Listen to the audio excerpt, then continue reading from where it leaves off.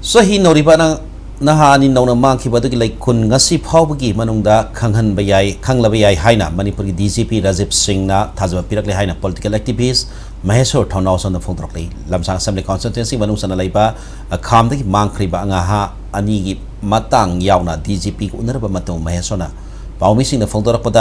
Nauna Naha ani Manki Basika Mari Lena Thodosi the Sena Mu ani Fare Makata Nati Puki Tabakana Satari Habigi Tazwa Pirakle Imai Persing Laxil Laga Irangasi Pagatabanate Misam Miam Sing Tamtina Haliba terrorist sing Marupang Tatok Panalam Dabasi Tandu Laitaba Punsiro Lanzilla Pangani Hyper Wafam DGP Mapam the Tamlamki Haina Mahana Fondoki